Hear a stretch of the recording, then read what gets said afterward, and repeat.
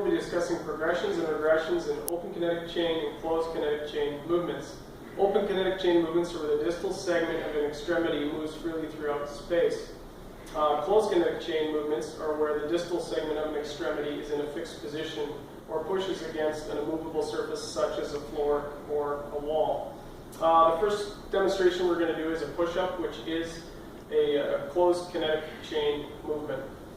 So first of all, I'll just demonstrate a regular push-up. Now, a good push-up progression would be you have your knees down like this. It changes the angle and the lever of the movement, making it easier. To make the push-up harder, you can elevate your feet like this. Again, this changes the line of gravity, making it harder. Anyways, the prime movers in the push-up are the pectoralis major and the tricep. The tricep is responsible for flexion in the eccentric or downward phase, and the glenohumeral joint is responsible for extension in the upward phase. Okay, now moving to the squat. The squat is also a closed kinetic chain movement.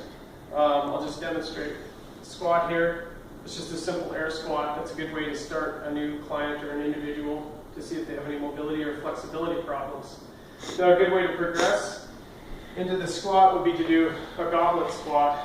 A little wider stance than normal, toes at about 30 degrees, and squat down leading with the hips, knees abducting outwards, driving up through the heels. The dumbbell makes it a little bit more difficult because it wants to pull you forward, wanting you to rock on your toes when you need to drive through your heels.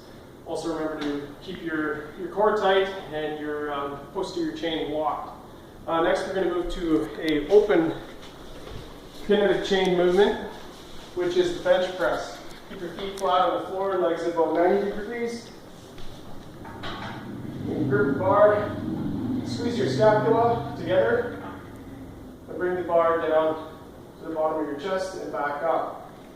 Now, a good way to progress in this movement or make it more difficult would be to move your hands closer together. This changes the angle of the lift, making it more difficult because you're exerting more pressure on your triceps. And the last lift I'm going to show you guys is the push press.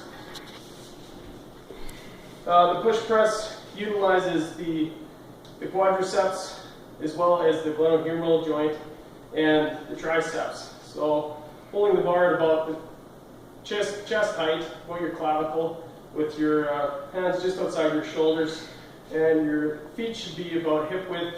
You just want to go into a quarter squat and drive the bar overhead. Now, if the client or individual has never done a push press, it's probably better to get them to start with just a strict or military press. One way to make this movement more difficult to progress on is just to simply do a dumbbell push press. Dumbbell works more the stabilizer muscles more effectively, so you won't be able to lift as much as with a barbell, but it'll make it a little bit more difficult. And that's pretty much it.